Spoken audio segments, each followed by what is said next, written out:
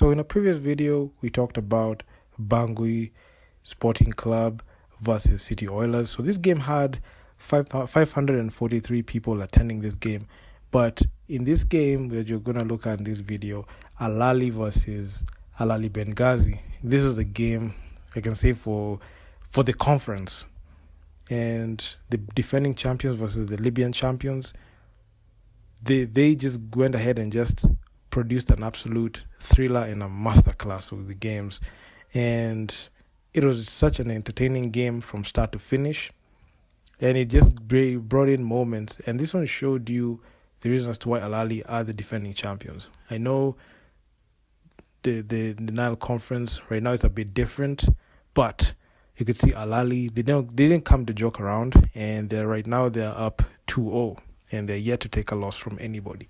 So this game that you're looking at today, Ahly 98 to Ahly Benghazi 86. So this game, when it happened, it was just neck and neck. No team was letting go, and both teams are holding serve pretty well. We had the Ahly Benghazi team. You could see they had 20 points in there. Then the Ahly Benghazi team 21. So you could see the scoring was just an absolute clip, because when you step up in class, when a team steps up in class, they are going to face teams that have the ability to offset their power. So they have to put it in their A game and make sure to match it and show the reason as to why they are as good as they say they are. And this is a North African affair. It is Egypt versus Libya. And for the past few years now, North African teams have produced one of the most elite teams in the continent. If you go from Morocco, Tunisia, Algeria, Libya, and Egypt, they produce the best quality basketball, because it just models the way Europeans play.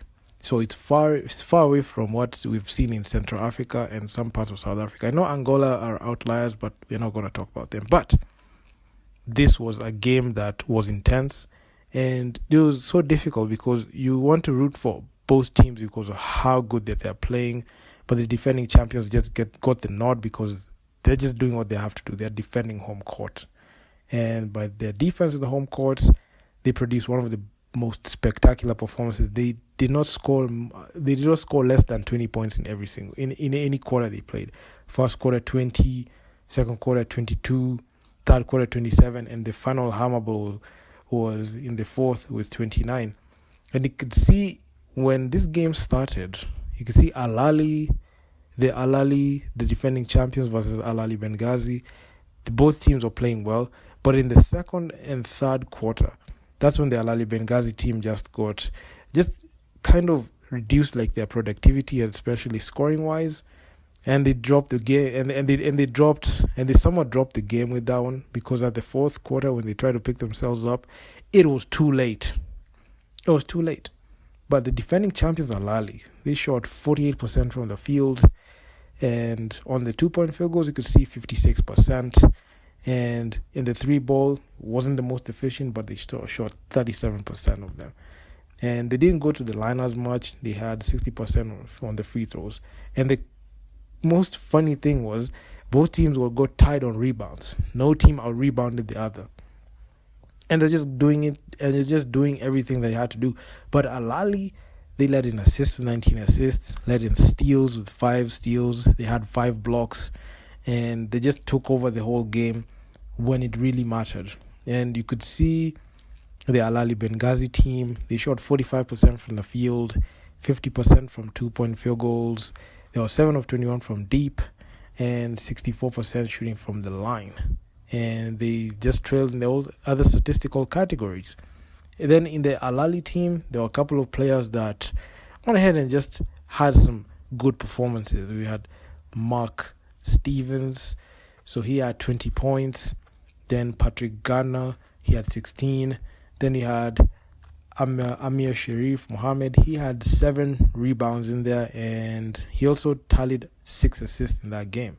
And looking at the Ahly Benghazi team, we had Pierre Jackson, he had 26. He had a game high 26 on that one. Kevin Murphy, 25.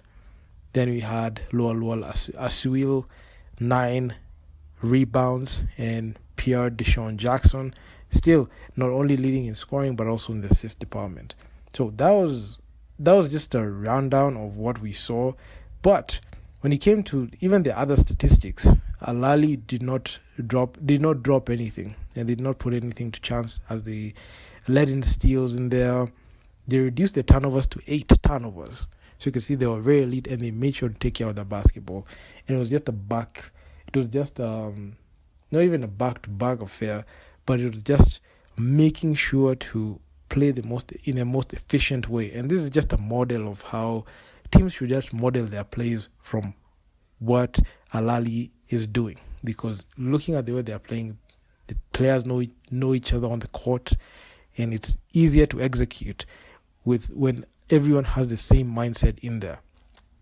The biggest problem with Central Africa teams, like what we have seen with the City Oilers, is they're not playing as a unit like that, and they have not cultivated like an identity that they can follow. So you can see the North African teams, they have cultivated the identity of being very good on offense and 3-point shooting, especially spacing the floor, both the men and women's team. Because on the men's team, if you look at what Egypt have done, all the way coming from Zamalek when they won their first BAL championship to Ahly winning the third BAL championship, the third one. So you're looking at how they play. They've built a very good identity on offense. They're able to shoot the 3 ball. They do not get careless with the basketball when it matters. They make sure to capitalize on every single play. So having a good identity and knowing what type of offense to run given the defense that is presented, they're able to know what to do there. And on bench points, Ahly, they were good. 38 bench points. And Ahly Benghazi, their bench was poor. They only had 8 points off the bench. Then on second chance points, Ahly were just on a tear. They had 23 second chance points, 14 fast break points, and 16 points from turnovers. So, and one interesting thing was, despite the fact that Ahly Benghazi lost to Ahly, they did not have the most turnovers like that. Ahly Benghazi only had 12 turnovers in the whole game. So that means both teams knew that they needed to take care of the basketball.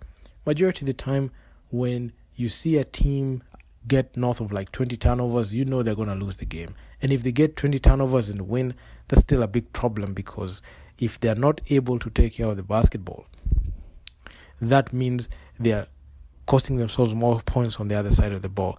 But it is what it is.